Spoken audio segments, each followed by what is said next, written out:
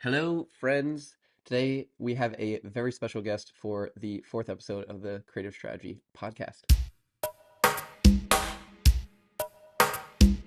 But first, this is the podcast where we dissect the creative processes, idea generation techniques, and secret stories of the world's most talented creative strategists in the e-commerce performance marketing space. I'm your host, Brett Friedman, a smiley guy who lives and breathes creativity, once called an OG in creative ad tech. So that's a little bit about me. What about our guest, you ask?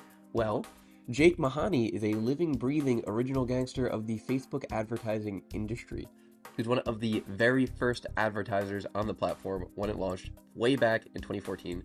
He helped build Social Method, which was one of the first ever Facebook ad agencies to launch. And then he has grown several agencies after that, after Social Method was acquired by Power Digital. Jake is an absolute encyclopedia of knowledge on creative, media buying, strategy, everything you could want to know within the realm of digital advertising. So listen closely to learn how digital ads have evolved over time, what's always worked and what works today, as well as the one thing that is the most broken in our industry right now.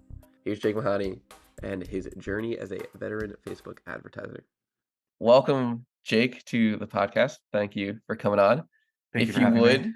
absolutely, give me a little explanation of yourself. Tell me about your career and your life so far. Oh, absolutely. Again, thank you for having me. My name's Jake Mehani. I guess at this point, because I'm almost like a veteran advertiser, I've been in the game for like, oh my God, 13 years. I'm getting old. But like many, started out in PPC and email and all that, and I almost really came disillusioned with the industry. I kept getting screwed over by other agencies, and I'm like, I can't be in this industry anymore. But I love creativity. I love math. And I was very lucky that, well, first I tried to focus on Google AdWords because at the time that was still one of the big power players Yeah. in terms of acquisition. But luckily, Facebook ads came out summer 2014. I started playing around with it. Back then, they had a great reps. I think they were using Accenture or some third party. Either way, they trained me pretty well on it. And I think within the first month, I realized it was a creative game. I realized everything else was bullshit. Forget about the audiences, right hand side. In fact, we used to break up the ad sets into right hand side, news feed, and some other placement that probably doesn't exist anymore. A mobile, and I'm like, it's it. I realized it does the right person, right place, right time, and I just ran with, on the creative side. That's it. I just have to tell the story. That's our job, and it's good that finally the industry is kind of getting drunk on that it's all about creative. So that's cool. Yeah. Wow. So you've been in it since the beginning. Tell me how 2000, you've seen the evolution of Facebook advertising and in particular like the creative space. How have you seen things change? Like what are the differences in creative back then versus now? so honestly, on an ad manager, nothing's changed. I do miss Power Editor, but really, like Advantage Plus is DPA dumbed down. That's it. CDO is just a lot of the products that they get a lot of fanfare is just dumbing it down because most media buyers don't know what they're doing. So really, on the tech side, I haven't seen any. It's still amazing. Again, it's a brilliant algorithm. The way it works, it's absolutely amazing. I do miss a lot of features that used to be in business in Ad Manager. Like I don't remember, it used to be, what is it called? Nested, where you could hit a button and it would show you Yeah, all the that's ads right. on the ad set on an ad set level. But I found out that only 5% of users actually use You- that option. So that's their rule: is if you're in the 5%, we don't care about you. And that's why they're always dumbing things down for everyone else. But I'd say, yeah, it's just kind of, I would say over the last 2 years, everyone understands now finally creative is everything. I think that also has a lot to do with TikTok really leaning into that message first. It's all about creative. And now you're even Facebook isn't, they're like 68% of the whatever performance is creative. No, it's 99%, or that's our lift, like enough.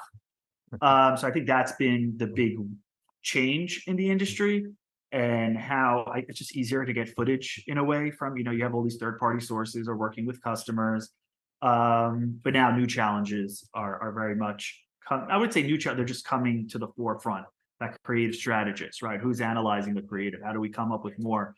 How do we do those iterations? That kind of problem kind of exploded. It's always been there, but as Facebook become the dominant growth engine, those problems are now exacerbated. Tell me What do you tell me more think? about what do I think? Oh, I'm asking the questions here, Jake. Okay. No, you're totally I think you're right. I mean, definitely the platform has removed features and moved towards using the algorithm for everything, which I think is also partially post iOS when attribution got a lot worse and they had to come up with some solution because they can't just openly be using people's identities to target them anymore. We have to have some kind of, make the black box a little bit darker. I do think they did a great job with shops. I do have this theory that I think the reason why Facebook was so aggressive on shops was that with the signal loss from iOS 14 and the app privacy update, it's not background. We all have so many of these crazy, or I don't think crazy theories, but I wish Facebook would just come out and say true, not true. Just give us some fucking direction. And they like it. It's controversial. That's, you get all the comments that way. That's how you get the publicity. I honestly think because there's only 2-3 people who actually have the answers. If I was running Facebook, I would never let them put their name or their position on LinkedIn because someone like me would bribe them and be like, I used to always say to the former boss at Social Method, you need to find who is behind this algorithm. Let's put away $5 million, $10 million, and we'll bribe him to prioritize all our clients in the auction. That's right. Brilliant. Oh my God. Yeah. Right? Because you make $1 billion easily. Like exactly. that guy's made it. You've made it. It's worth it to pay them. I wouldn't be surprised if they had crazy salaries. Oh, anyways, sure. Going back, I went off on a tangent. My theory about shops. I think that has been really powerful in terms of the evolution of at least Ad Manager, because I have a feeling Facebook figured out that e-commerce store only needs probably X amount of shop conversions in order to bring back those signals that were once lost. 100% of your purchases don't have to come from shops, maybe only 10%, and it'll make up for that it'll improve the website, if you will, traffic or conversion. So I have that theory. Really That's why they were so aggressive on it. They should just said that. What makes you think that? Because I've seen results. I've seen shops work well. And I'll tell you another thing. I don't have Instagram on my phone, the app. I only use the desktop version. And then I downloaded it recently again. I started getting a lot of shop ads. It's been a wonderful experience. I actually bought something from shop. So I'm like, no. Yeah. It was such a wonderful. It still needs brands need to take their the navigation and their collections a little bit more seriously. But otherwise, it was absolutely a wonderful experience. It really was. Yeah. So like buying in platform, it's just actually a better experience. So it was if you're running ads. Yeah, it was. And I think there is a huge signal part about it. Okay. I'm going to scale back out a little bit, zoom out. Tell me, start to end, how do you create a creative strategy system? If you were launching a new brand tomorrow, your startup, what would you want do? The old way or the new way? So the up until 2 months ago, I was like many others, very drunk on all the hooks, right? And the chat GPT and plugging them in. They're still powerful there, but there's something fake. And I think they've been incredibly diluted as everyone caught on. And I think it's a good thing because it is training a lot of creative teams. There's a lot better content coming out there. But just when I go on the systems, I just see an inauthentic relationship between the creators and the product. It's not real. So that was my strategy for about the last 2 years, getting in touch with creators, preparing them the scripts, all the different hooks, all the different openings, then just giving them some guidelines for the middle part, problem solution, and then giving that to editors to kind of take to the next level, both for the first test and the iteration process. Now, so basically, I think I told you, I was working on an account. Basically, it's funny, two separate clients, same issue. They're crushing it, but they're all over the place, right? Their ad accounts in chaos, great strategies in chaos, great product, and trying to just kind of understand the madness there. And what one client was doing was they're getting, or I'd say the majority of the top performing ads, they were working with everyone and anyone, came from customer reviews, right? And it came from just asking them a certain set of psychological questions. And I couldn't beat these. Right. And it's a great thing. This is the second time in my life I got destroyed by someone else. The other was the whitelisting editorial, right? You have the whitelisting and then to the editorial whitelisting. Incredible. Can't beat it. So going back to it, so I looked into the system and I noticed this incredible platform of just asking all your customers the same, 4 to 6 questions based on product and customer journey. And then just also the proliferation of the editing. And then just all the like I had the light bulb or the epiphany that Facebook was a creative game, right? This is the creative video strategy, where at least 80% should come from. So let's say I just hired you. I'd be like, great. I don't know if I should give this all away, but yeah, fuck it. I want everyone to do well. The pie is huge. We'll censor anything. No, the pie is huge. The pie is huge. I'll tell them, all right, so what we're going to do. We're going to prepare those questions, right? And I get that's how we got connected is you put that article on LinkedIn It was awesome. That's right. With And the it actually product matched interview the questions that I We'll had. put it in the show notes. Put it in the show notes. Yeah. Oh my God. So yeah, exactly. This was meant to happen. You were first. I learned that, and then I connected with you. Really, there's no such thing as coincidence. So let's say we're going to start tomorrow, and this is a fast movement. This thing is something that they can really get started on very quickly, except for the editing part, but it's crucial. And let me just back up a little bit. So again, you're asking all your customers and these certain questions, and that's the content coming back. And I realized, and you could also make mashups of it. But for me, the biggest win was that kind of again, the other epiphany was a lot of in-house teams and especially agencies do still struggle with creative. Yeah, it's easily available and whatever it is. But this helped me identify really the major issue was the editors. I'm not knocking it. We love you, editors. You're so crucial, but we're also asking so much of you, right? We're asking you to be just absolutely super creative all the time. And even if we give you guidelines and templates and stuff, it's not humanly possible. And I realized the system, when an editor is kind of working with the same content over and over again, they start to master and they're able to really master the product, the content, and do the mashups, right? So I was losing to these ads and the mashup version. It's getting destroyed. Couldn't even iterate on them. They brought me in to iterate. You don't need me. Which I think this is also going to be a huge win for a lot of people. So did I explain that well? Kind of what those ads are looking like. And so then if I was working with any client today, I'd be like, all right, we are going to create an email to all past customers. And it can be automated where, and you could do it after like kind of the average return. If I'm sure every customer or e-commerce store knows if a customer keeps it past X amount of time, they're unlikely to return it. So you want to send it out then. Asking them these 4 to 5 questions, recording each answer individually because we want the editors to mix and match, and that's it. Offer them kind of a whatever credit to your website or something else, gift card, whatever it is. Your footage costs absolutely drop, right? And it's authentic footage. It's from a customer who loves your product, who most importantly purchased it organically versus seeding it, right? And that is very scalable. And then you just need a great editor who's going to be able to take in that footage and obviously turn it into a great ad and kind of mix and match with other types of content. That's, I think, should be 70% of your content. The other 30% working with creators and influencers on those cheesy hooks and all that. I call them cheesy, but they're great. And then 10% just have fun. Have fun with the content. That what I think is the best creative strategy plan. Yeah. So you mentioned like editors being, it's an impossible challenge that we're asking them for. Do you often use tech help editors get a little bit better with technology, or do you kind of like no tech? We're gonna leave this part out. I baby them. I put it on an absolute silver platter, like this here, that there, move that there, loom video, loom video, loom video. I say honestly, if you have a great editor that comes up with their own variations as they're editing it, don't tell anyone about him. Like you want to share with those. No, that's why it's so hard to find a good editor. So one fucking person I would never share. Like I'll give away the farm, but you're not getting that person. They have no idea yet. Yeah. In 3 years, it'll be a completely different space where everyone's like, oh yeah, I'm an editor. I'm the best. Like I can come up with my own ideas. Yeah. I'm a creatively driven editor. I wish. Listen, I think editing is going through a lot of evolutions today. You have those who have a design background, who went to school, and I think others that are learning how to push these buttons and stuff, which is also good, but they really need to know how to put together a cohesive story, because I understand they're not the media buyer, right, or anything like that, but they just have to have that eye for that part was great. I want that to be the opening hook. Oh, that was another great statement, whatever. Let's create another version with that. That is the role of a creative strategist, kind of when they get the footage or when they're reviewing it or the iteration process. And a part of me kind of thinks that when you think about the creative strategist, he's creative and he's a great media buyer. They have to do both, right? Same thing with editing. I think that's something that we just have to suck up and own and be like, the editor's just not going to do it. This is the role of a media buyer, right? And that is the most important part of their creative strategy. It's not just, Savannah Sanchez, her newsletter is incredible. It gives you a great list of trending hooks to use. It's not just that. It's then you get the footage. There could be so many golden nuggets. I hate that word, but gems of in it that you have to extract and tell the editor, what to do with it.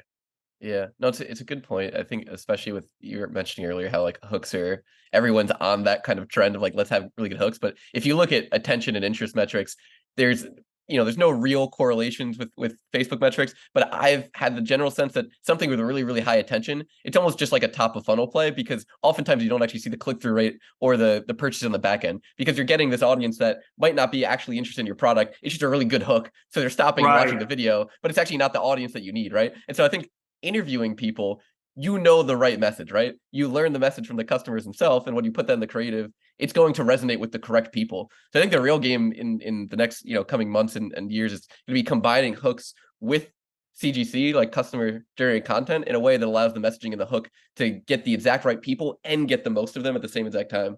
I love that. So I thought about, when we send the questions over, should we also give them a few hooks to also say, but then that kind of detracts from it. And so, yeah, but I think definitely onto something around that. You could use maybe another voice, like kind of the robot or the I love the SpongeBob voice for the hook, or as an iteration, you could test both, right?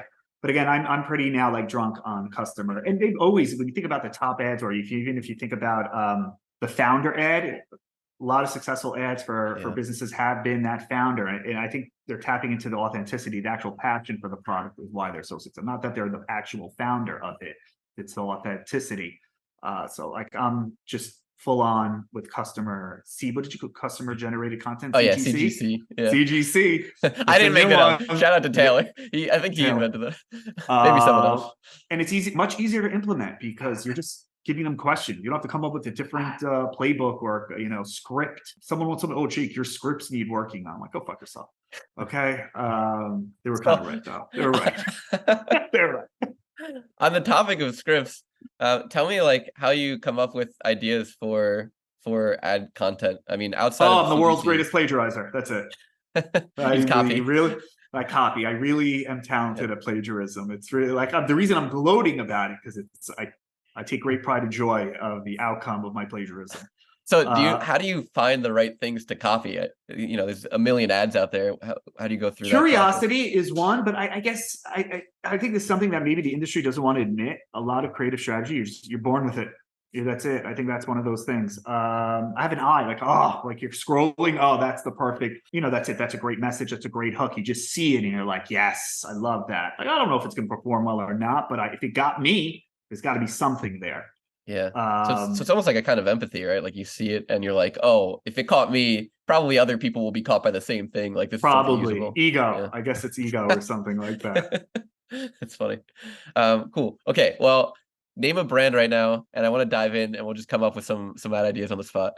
Could be any brand that I'm loving their paid social, or you could hate it. I mean, just any company. I'll just pull up the website and we'll just. Yeah. Let me take it is. I'm not a big shopper. Yeah. We really can pull up an ad library instead if there's something. Yeah, definitely pull one up, but I could just scroll. And again, one of my favorite brands doesn't actually put out great content. I don't think because like we mentioned, fashion is incredibly objective. It's either you like it or you don't. You don't really need. I think I'm more impressed by like more services ads where they're selling a service, and I think that's a lot harder to sell. Anyway, something will come to mind, and go ahead and see what you have in the library, and we could rip it apart or love it. All right. We'll just jump into how about Slate milk? Yeah, share your milk. Share your milk. Share your screen. High protein chocolate milk. Lactose free, 20 grams of protein, has caffeine in it. I think this is one of those products that you could steal from the playbook of Huel, which one of the guys whose newsletter we love. What's his name? Yeah. Or someone else. Hold on. Maybe. We got to throw some credit. Hold on. His email's taking fucking forever to read this newsletter. I got to tell him to chill out. Because not Ruben. I see Azar Shah is incredible newsletter. He did a Huel and us first. Not so much us. Feature call outs. Yeah. Right, for Huel ads. I think work great for food. Again, kind of objective outside of taste, but you really can't trust someone else's taste unless there's so many reviews in. But one, I love that static direction of us versus them or feature call out. Yeah, exactly. Yeah. How long has that one been running? That's a good question. Let's see. We got since October 12th. No, that's a new launch. Brand new. Yeah, I can scroll. Get the old stuff. Let's see. What we got here? June. Man, I wonder if people are pulling back because it's October, but they should be pushing spend. You should all be pushing spend. Black Friday's coming up. Exactly. At every lunch for the past 2 months, I've been eating Huel's Hot and Savory, and I have to say I'm really impressed. It's as easy as an instant ramen, but much, much tastier, and it has all the essential vitamins and minerals, as well as 24 grams of plant-based protein in each serving. I personally have replaced all my lunches with Huel, and what can I say? It's made for me. And because it's high in protein, it helps me feel full for longer, while also making it easy to portion control and know how many calories I'm getting in. Plus, they send you a free t-shirt, pot, and scoops with your first order, and subscribers get an additional 10% off. So I think this is one of those unique situations where he's a great content creator, but I doubt he eats it daily. I guarantee you, if we go to his house right now, he hasn't had it in 3 months. But Just been sitting on the shelf. Right, but he's obviously, so this is interesting where it's the voiceover is layered on. It's not yeah, it could be an AI voice, right? It could be a clone. Right. I don't think he speaks in the video the whole time. Right. So I never liked this style. I like the person in it, and I like the shaky screen. But if he put this whole thing together, very talented creator. All the props to him.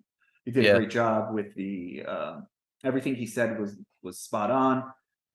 He's got a structure. He's going through benefits. Yeah, I think problem solution customer. Yeah, educate, demonstrate, inform, entertain. Beautiful formula. Got a little offer at the end. Yeah, love it.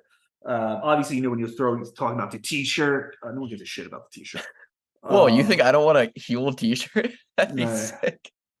Actually, no. Well, people like you that dress nice. I just dress in hoodies and T-shirts all day. So. Same. But yeah, I guess the merch could be interesting. But yeah, I think he's just a great creator. The editor.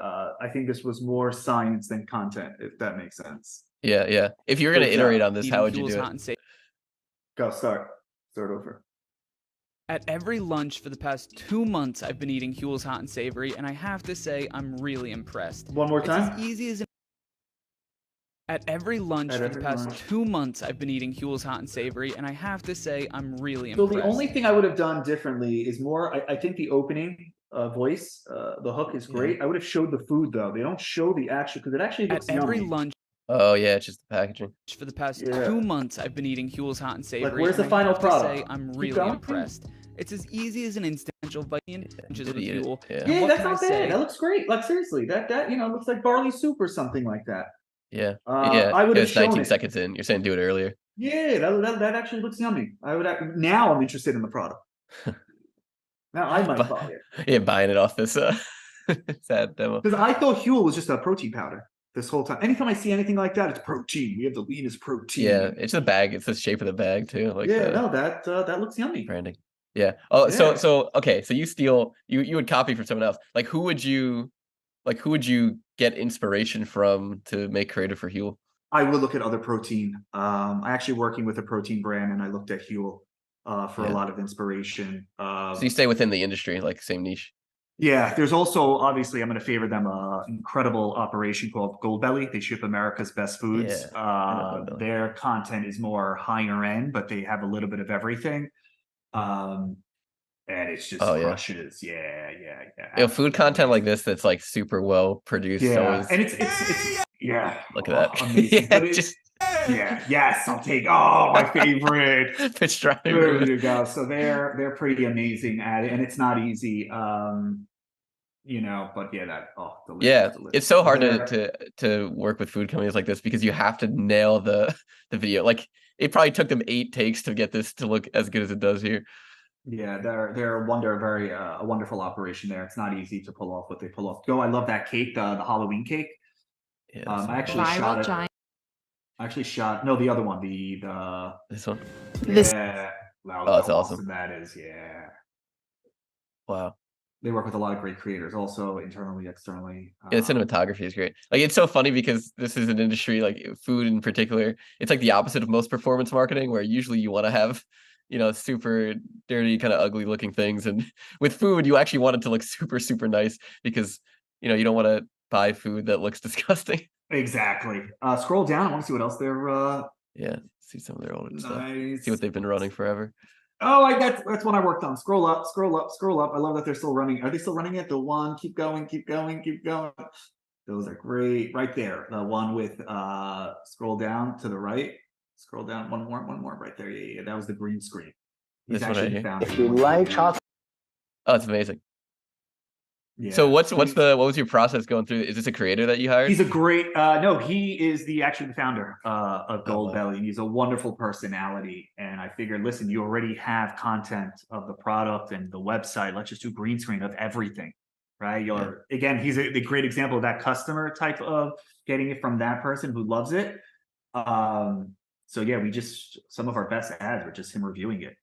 Yeah. So founder Green review. screen. That's founder review on green screen. I haven't seen actually too many of those. I've seen a lot of founder ads and reviews and green screens, but not the combination of those three.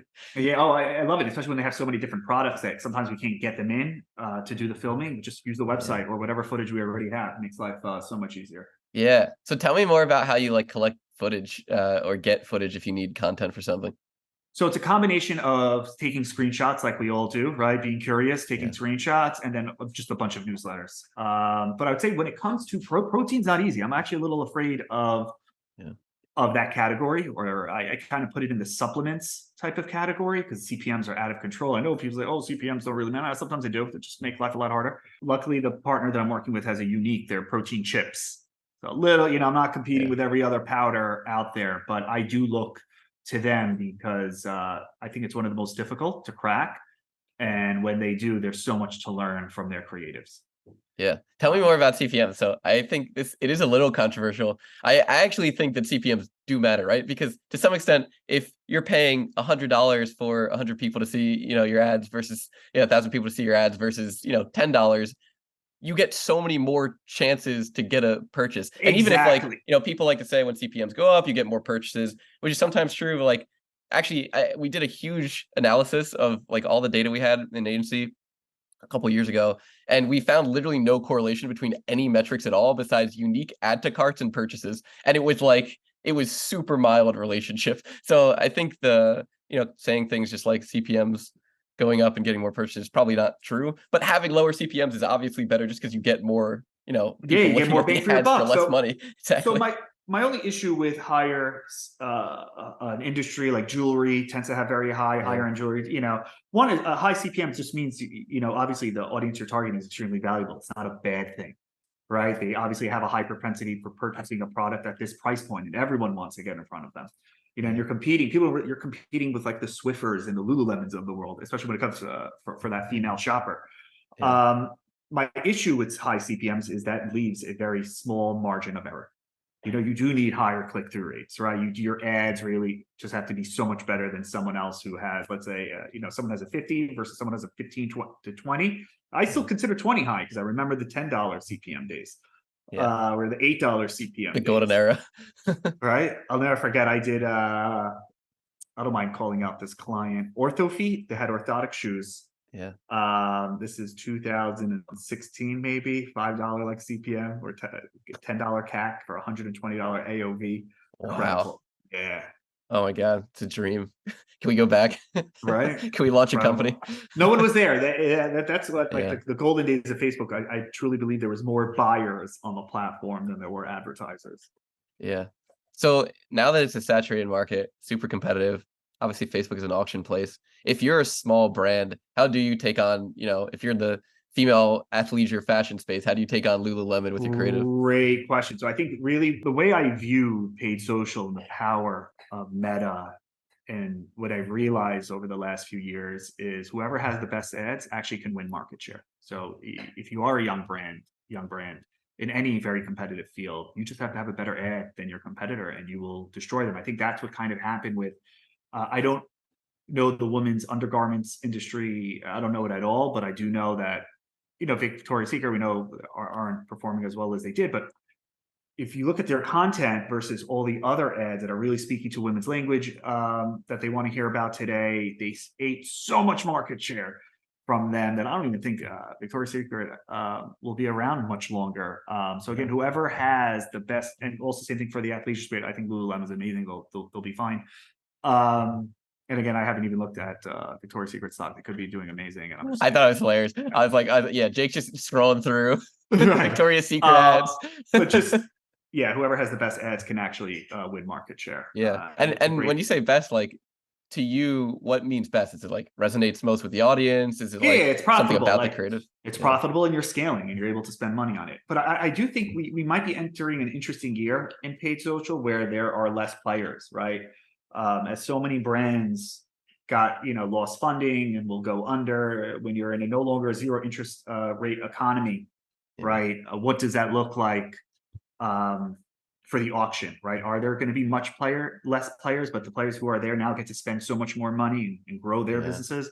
And I wish, Facebook would tell us these things. And I think that's one thing I would like to say to all audience members is like, I've had a lot of imposter syndrome the last year where I asked myself, am I a talented advertiser, or am I just someone who existed in a very unique period of time, zero interest rates and an algorithm that never existed, a targeting algorithm that never existed in human time, right? And you put those together, and that was my last 10 years. So am I good at advertising, or no, it was just that? I think it was that. No, you're good. That Don't had a get lot down to on do with yourself. it. No, this year we'll see. I think this year we'll see. A lot of people will see, but I also think this is a very special opportunity for those who, what I call career advertisers, is that we can make it this year and really truly provide value in this more, absolutely you have to be profit driven. I think we'll have an okay future.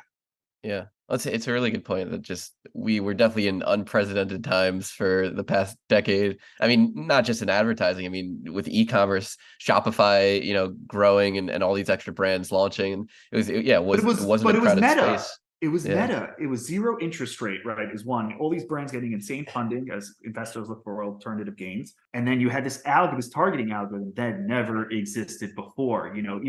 What I loved about paid social is if you look before paid social, all the Google fulfilled demand. What was there really out there to generate demand for your product? And Meta is a single funnel platform. Gets people to buy right then and there on the first ad. I ask myself that every day, and I think it's important to question yourself because it'll push you harder. Obviously CPMs have been skyrocketing. Like CPAs are getting harder to get because it's competitive. And imagine it doesn't let up. Like there's actually more entrants into the market, more people on Facebook in the next few years. Do you see other channels like TikTok, for example, like taking some of that market share? Do you see any programmatic? Are there any other platforms that you think can do what Facebook did? Right? When it comes to programmatic, it's like reach and frequency. Unless you're like a Fortune 500, I tell people, give me the money. I'll light it on fire in the winter, and at least it'll keep us warm. We'll get some value out of the money. Always love responses to programmatic. Right. I don't know how it's an industry, really. One of the biggest frauds in our industry was programmatic. I remember I got screwed over an agency. I trusted them, and it was this absolute fraud. Oh my God, the amount of money I burned. I should apologize to those founders. Really. But that's why I'm so drunk and why I still love Meta is I'm sure there's some tiny percentage of fraud clicks, whatever it is, but you go from the platform to the website. And if you're a shareholder, you could get in on the action. So that's good. But sorry, Other channels. Like, is there anything else that you think could replace Facebook yes. or So listen, I think my theory is one, I think TikTok performs better than we do. I think it does have some form of attribution issue. And I think, a side note that incrementality testing is going to be the most important skill of a growth marketer or paid social marketer in 2024. We all have to master it, right? It was media buying, creative, now incrementality testing, or match, market, mix, match something, MMM, something like that. So and the reason why I brought that up is because if you are crushing it on Meta and you are, I wouldn't say 100% efficiency, but your dollars are well spent. I think they say I think I got this from Nick Sharma, who said if you're efficiently spending 100K on Meta, then go onto TikTok. And I completely agree with that. I think there's certain fashion and maybe beauty can start also on TikTok, as I think those are the most successful advertisers there. But I also think that TikTok is not fully there. Meta is still king. I think one thing we also have to think about is those who own the purse of America, right? Baby boomers, right? Who own 80% of the world's wealth. They're still alive. They're still on Facebook and they're buying a ton of shit. So Facebook's important, right? In that sense. The other is I think TikTok will come alive and start, I don't know, whether they're eating Meta's market share, I don't know, or it could be a separate cohort. I use the example of my sister. She's awesome. She runs an awesome family, right? And the day she opens up TikTok before Instagram, I think that's when TikTok wins. The inflection point. Right, that inflection point. She's 40-year-old woman, has her kids, and she owns the purse of the household, right? As all women do in America. And I think when that age group, or even maybe 30 something year olds, right? I think that's when it will take over. Now, will it be new market? Will it take away market share? Probably. Probably. But then again, I think Meta does have that. Then you could also say, while Meta might be losing market share, they do have that growing segment of the new baby boomers, Gen X, or whenever they hit that will also be spending a fuck ton of money on the platform. Like, I think a lot of people I don't think this is spoken about, that so often when you actually break up the platforms in Meta and you see Facebook, Instagram, or stories, whatever, but Facebook is most of them. Right. And it bugs so many of my clients. They're like, oh, we have an older customer and they're selling a product more geared for a younger woman. Who cares?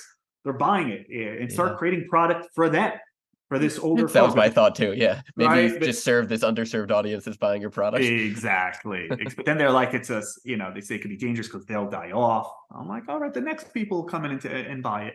But yeah, definitely interesting. I also think that, if you are able to generate 15-20% incrementality on TikTok, you are crushing it. To be honest, you are in the top 10%. While I made up that number based on everyone I'm working with and everyone I've spoken to, that kind of fits into that. Yeah. What other kind of like unconventional opinions or Oh, I have tons theories? of completely unconventional. You just Yeah. got to put me in a direction. Give me any direction. Yeah. Okay.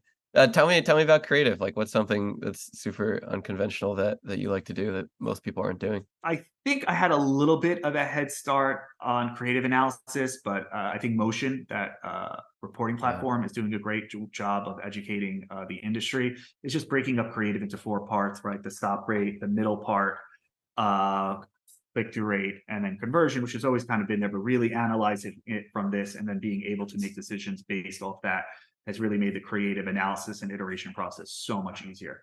And so many people still don't know that is it. I would say the biggest evolution after stop rate will be, and TikTok is working on this. I think they have it. I don't know if it's 100%, and I've been begging Meta for it for literally 3-4 years. And I do a lot of like product tests with them where they'll ask me to review stuff, and I'm like, we need this. Stop what you're doing and give me this metric. But they don't listen, right? I feel like I've asked for so many things over the years. And they just I think Meta, right, internally, specifically on the product testing. What is it called? The product manager, right? There's some of the hottest. Product management, or some of like the most sought after positions at Meta, and some of the highest paid people outside of the engineers. They're just all fighting to create their own little feature in Ad Manager that has absolutely no fucking value. And it's like an ego thing you're saying? It's just like, I made this feature, like this is me. Because there's so much dumb shit in it, you know what I mean? And at least when you're going to remove something of value, tell us. But so what I call it, it's called timestamp click-through rate. Timestamp click-through rate. Tell me when on average people click. Oh, Jake, usually this is a 30-second video. So on average, the people who click do so at the 6-second mark, and those who actually click and convert, if it could be the same or not, and then, oh great, now I know what they needed to see in order to convince them. And that so much easier just to take that to even an editor now. They just need that one metric. Hey, this is what people liked. Go make more of it. Instead of the half-assness Frankenstein that we're doing today. Yeah, I remember when Facebook unveiled and it's been in beta for, I swear, like at least 2 years, maybe 3 years, where you can just see the attention over the video and the attention drop-off rates. Yeah, which there's only 2 patterns, right? There's the one where there's 2 spikes, and it's like, okay, cool, let's move this thing up because there's lots of attention there. And then there's it slowly dies because people stop watching the video, which is not the most useful thing, but like even seeing the little spikes of attention, you're like, okay, cool, like here's some usable information. From but exactly that. You're telling me who is not interested in my video. Obviously, I'm getting millions of impressions a month. Most people aren't going to be interested. I want to know those who are. What happened to them?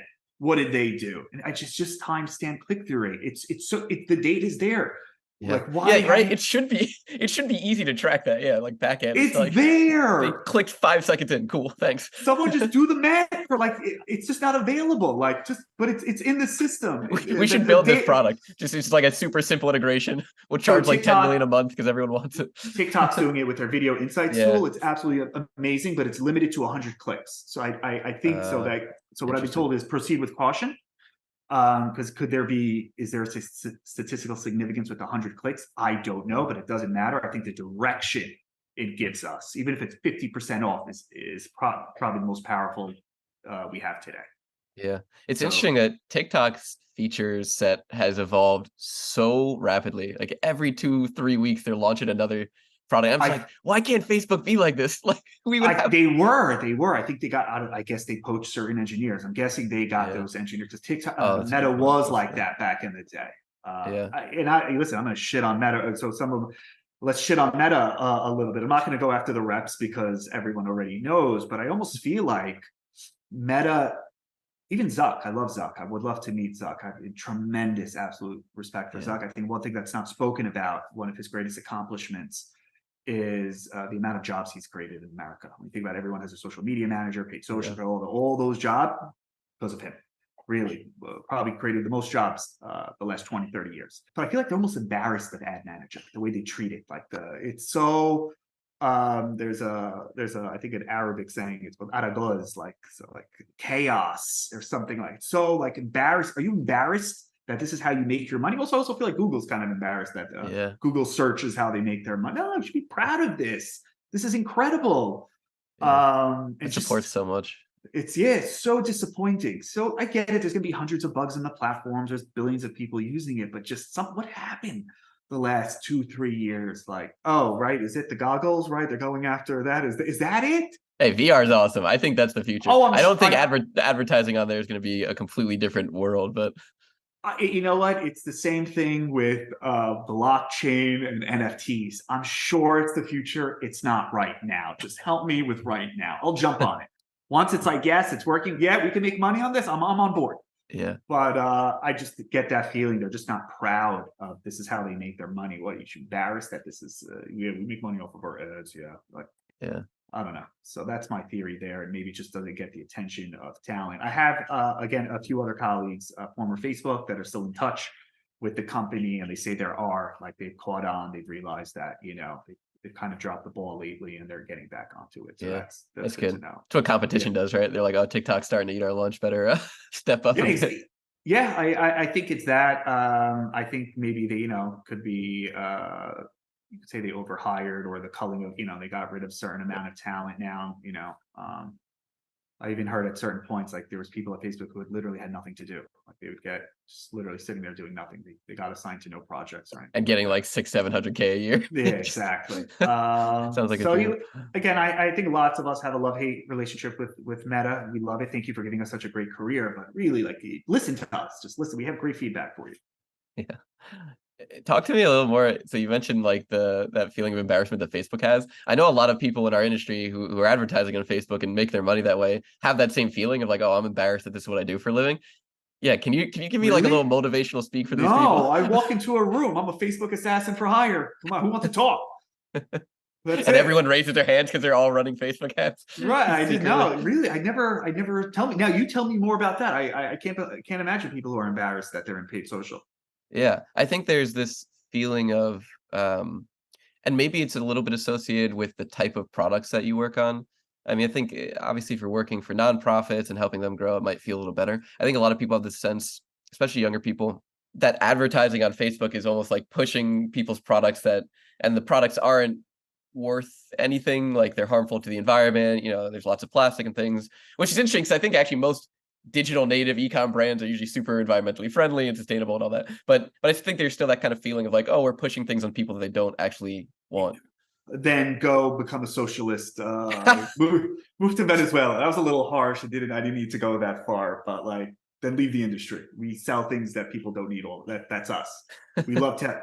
Right, we're salespeople. Oh, it also kind of reminds me. I recently read on a Reddit group. You have two types of people, like salespeople. Oh, what do you do? Oh, I'm the account executive at so and so, and I do X, Y, and Z. And then what do you do? I'm in sales. Right. I think it's good translation. I think it's kind of like that, or maybe not. But yeah, no, I never really ran into that, but I could see how it is. I think, a lot of people who love paid social we're salespeople also, and it's sales on a large scale. and it involves creativity and telling stories and talking. You can tell I love to talk, and I'm surprised that people are embarrassed. They shouldn't be. It's a wonderful career. Yeah, I sell, and the one thing I'm a little surprised at is if you sell a product most people won't need. I think now outside of that funding, that subsidized crazy VC funding, those aren't going to exist anymore. The Uber of this, the Uber of that you didn't need. So yeah, maybe you were selling stupid shit. That really don't take them on as a client. Your problem is your greed, not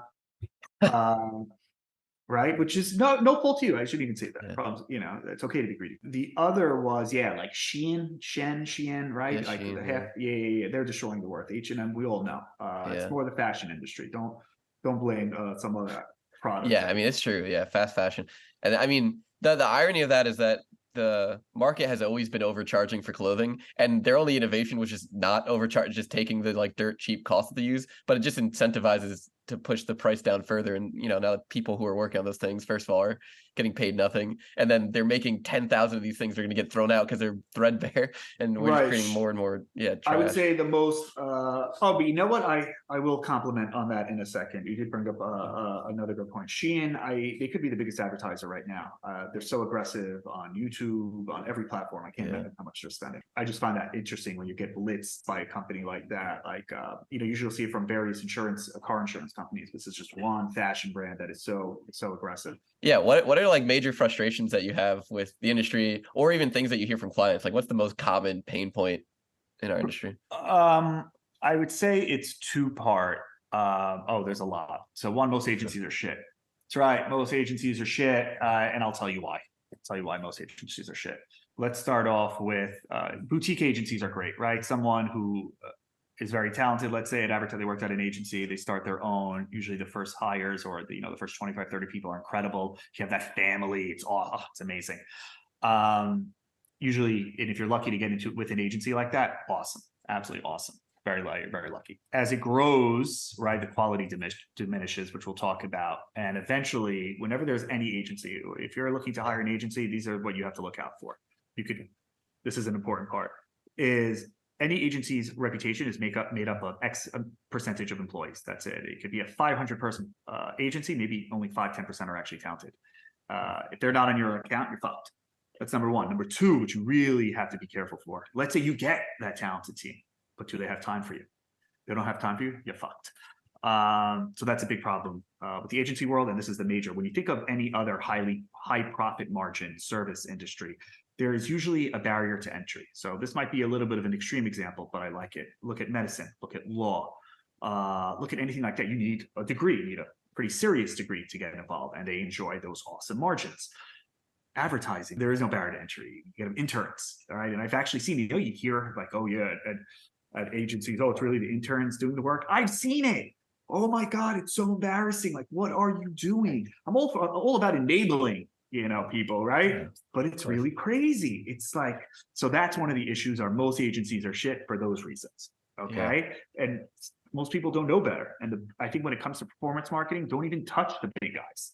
Don't even go out near there. So I know this is the good stuff that I want you to include in it, and that everyone's going to come at me. But no, this is great. I mean, how do you vet? Like, how do you solve that problem? Is there a way of like finding out and making sure you get the good team? Yes. So what you got to do is always ask for, can I meet the team? If you don't meet the team and you only ever spoke to the salesperson, shame on you. Shame on you for that. You have to meet the team, and then you have to ask them a certain set of questions, which I'm more than happy to send you. I've actually prepared them. There's two types of people. Those driving the rocket ship, and those taking credit for the rocket ship. And we know there's a fuck ton of people taking credit for the rocket ship. You have to find out who is on your account, which one were they. And you have to ask them, what is your history? What is your track record of growing ad accounts in this industry, right? Or in general. So like I'll say, yeah, my claim to fame is I've taken around only maybe 5 accounts, if you will, from 0 to like 20 to 50K a day. Right? I have others that 30, 50K a month, which I'm still very proud of. But I can say, yes, it was me from the beginning to end. Now, was it, again, 0 interest rates and incredible algorithm? Probably that. But at least I could say it was me pushing all the buttons there. And that's one of the most important questions you need to ask someone. Were they driving the rocket ship, or they were just on board taking credit? And I think the people, there's so obviously, like I said, there's way more that are just taking credit, and they're the ones that kind of dilute and destroy the industry. So that's how you properly hire an agency. And also, if you get that incredible team, be like, hey, how many accounts are you on? Right? Oh, you're on 10 accounts? Great. So you're spending about 8 seconds every 2 weeks on my account. Awesome. Great. So that's another one. How much time are you spending? And they have to be honest about it, really. And that's, you cover those, you're actually going to scare the agency. You're going to scare them in a big way. I'd be scared too. Yeah. Be like, oh shit. Right? They know the secrets. they know. Like, exactly. Yeah. So I think that's the biggest problem, right? If you are going the agency route. The other problem is, and again, it's not so much their fault, it's just they don't know. We all know paid social is growth, right? It's the biggest engine of growth, and it will be for the foreseeable future. But they don't know the ins and outs. Like, again, you and me audit ad accounts left and right. Yeah. Most media buyers are shit. Like, come on, guys, it's been 10 years. Right? You just, like, and Facebook actually like just tells you what to do. Yeah. Consolidate your accounts, like test these things. Some Facebook advice is also, that's fair. They are just trying to get you to spend more. Right. Not accurate, but like, there's gotta be one person in the org that's really looking over the ad account structure and making sure, label things, have a classification system, right? You should be able, I say an ad account, everyone should be able to go into the business without even knowing anything about Facebook ads, and within 5 minutes understand everything. Oh, these are the campaigns, these are the ad set, here are audience labeled, and here are all my creative labeled with all different types of stuff, so I can easily understand what's going on. Position of the funnel, audience broad, and then certain information about the creative. I still don't see that, which just completely blows my mind. Like, shame on you. And that hurts brands today. And then the whole creative, like we know, they don't know where to start, where to begin, and how to iterate.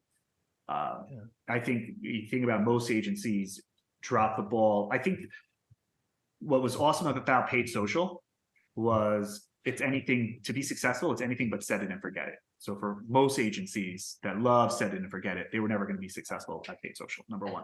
Number two, it was a creative game. Again, which is anything but set it and forget it. It can be expensive. It eats into your margin. So again, they didn't want to do it, which left it out to our generation, or if you will, kind of the boutique agencies. And that's why no one really touched the big boys for it. Yeah. So I think that was a little bit of a win there. So, but I think, an agency that's like, oh, let's get involved in paid social, right? Without having someone who was successful at it, run it or build it, is again, a huge problem with the industry, and it hurts a lot of brands. So to sum it up, agencies are the problem. And CEOs and CFOs and CMOs really have to have an in-depth knowledge of Facebook. I don't care, like if you're spending 100, 200, 300K a month on Facebook ads, I don't care if you're the CEO and you have more important shit. Your job is to, drive the company in the future. No, you better know fucking Facebook inside and out, because you're probably overspending on 25%. How about that? So imagine you spent, I don't know, 5 mil this year on Facebook ads, probably $1 million could have been profit in your pocket, and you didn't fucking know. Yeah.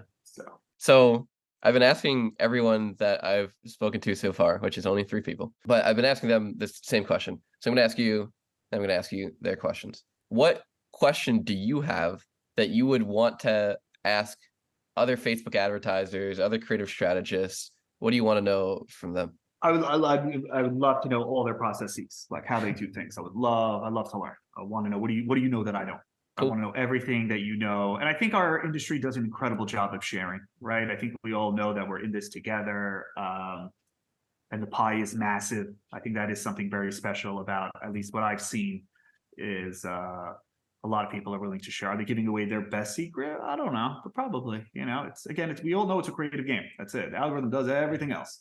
Okay, so now I'm going to ask you the questions from our previous guests so far. So number one, what are the salary ranges for creative strategists and Facebook advertisers? And if not salary, income ranges? What do you mean? Working at an agency, working at a brand, freelancing? Yeah, that's a good question.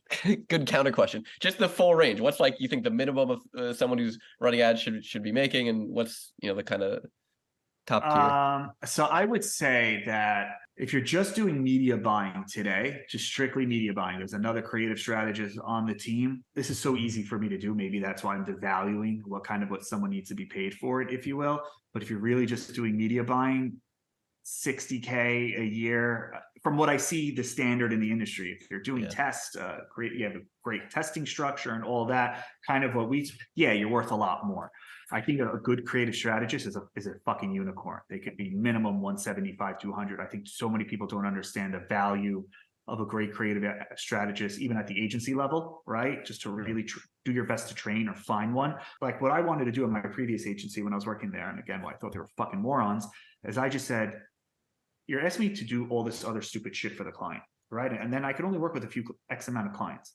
But if I'm only doing creative strategy, media buy, I could do fucking 100 clients a day. That's it. Go through it. Loom video for this, Loom video for this, right? So, and that makes me, in a way, worth a fortune.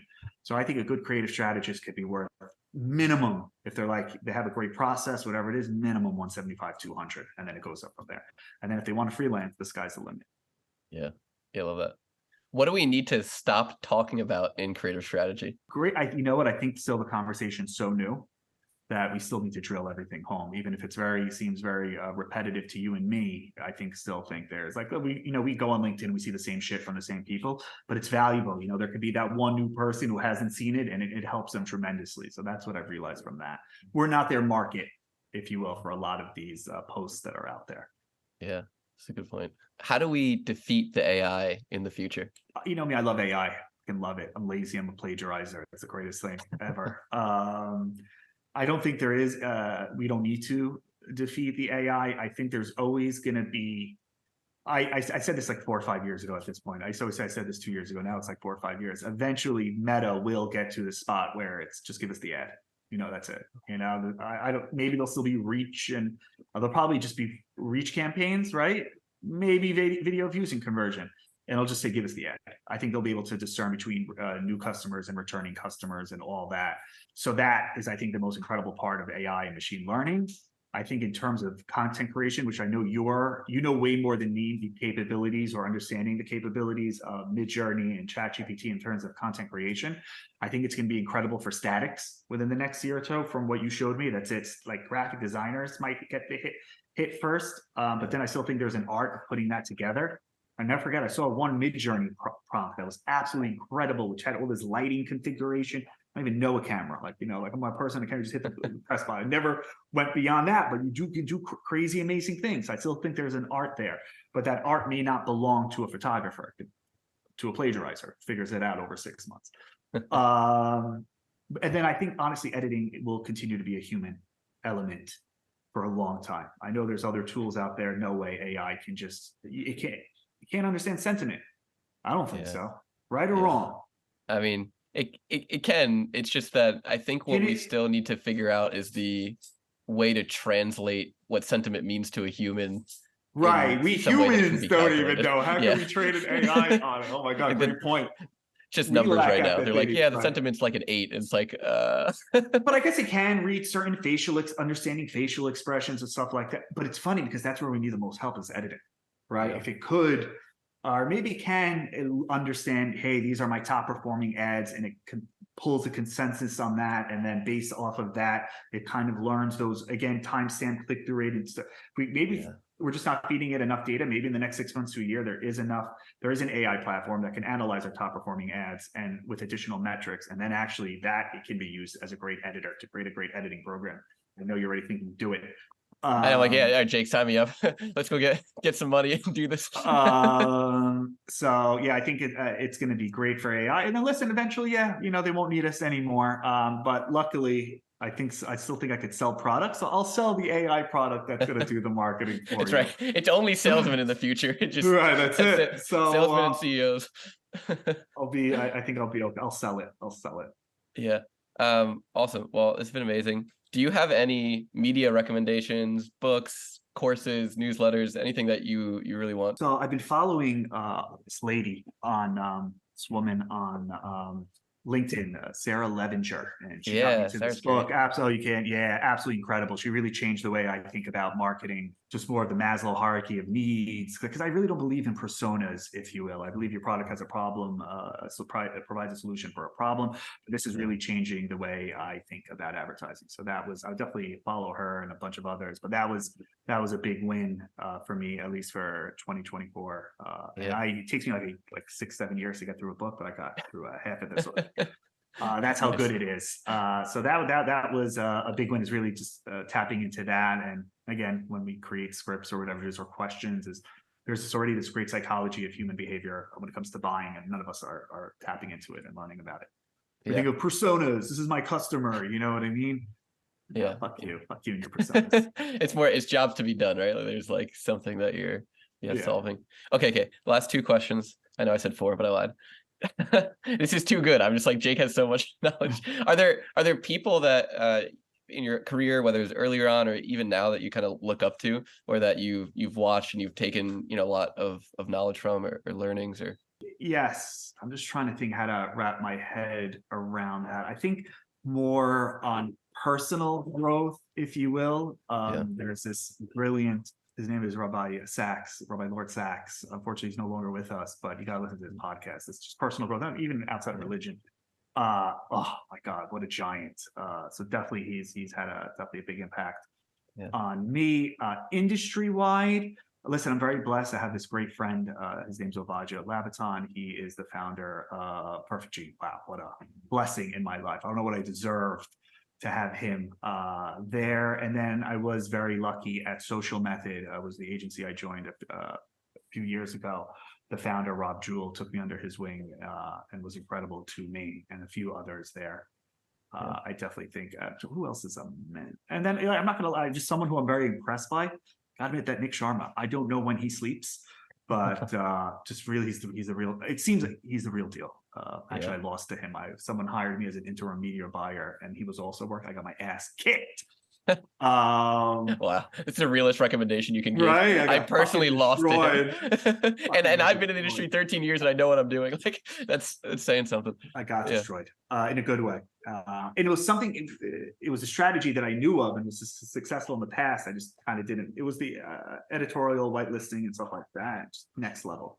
That he was doing it. So a lot of respect there, and just a lot of people in our industry, again, I think provide a lot of value there. I know we all do it for leads to get new clients, but I think a lot of people are giving out really great advice. Last question. Do you personally, Jake, think that humanity will achieve immortality at any point?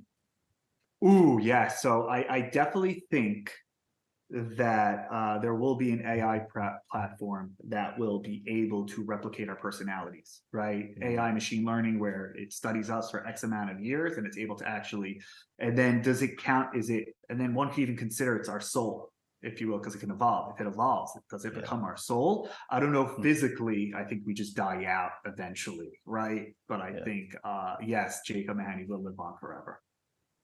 I'm happy. We can be friends in our computer AI states. Jupiter, what was that? That was that Black Mirror episode of Black Mirror where you could tap into. I definitely think, we can. I don't think physically. Our bodies are too weak. There's a great show called Pantheon that has a similar perspective. Highly recommended. I think that was in that some famous book, *Sapiens*, someone wrote, where I think he says something similar. Where I never read it. People love that guy.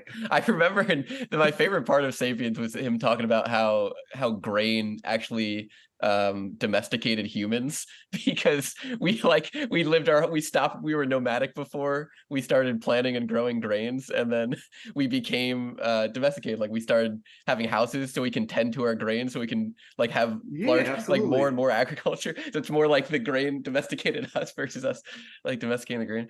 I think I gotta read that book, and more I hear about it, I just agree with everything in it. No, it's great. It's really funny. It's one of those things that opens your mind in a way that's helpful, even to be a creative in advertising, right? Like, really, anthropological knowledge is pretty useful. I can't get through a book. I never could. Audiobooks, man. You gotta just listen to them. It's way easier. I can't. I fall asleep. Even like my dream was to become proficient in Talmudic studies, Jewish law. I just couldn't do it. So boring. So boring. I've been going to this class for 2.5 years. I can't. I just go in there. I start reading ahead in English. I'm like, all right, let's go. I have no idea about where we are, what's going on. 2.5 years I've been in this once a week to this class. I have no idea. Wow. Is it helping Yeah. you like interpret ad accounts better because you're No, gaining this I just interpretation skill? my whole thing is there's like again there's this moment of personal growth where you should be conscious of this and that. That's the most important thing I take out, to be a better person in certain aspects. But I just can't read anything. I'm sorry. That's right. I'll take back the book recommendation. Right. I'm sure there's a video on YouTube that's like 3 minutes long or like a TikTok. Again, I tried the audiobook route. I passed out after 30 seconds. Yeah. Well, it's good to know yourself though, Well, Jake, thank you. This has been amazing. I mean, we really got technical here, which I appreciate. So thank you for being real with me. And Thank you for having me. Can't wait to see the damage.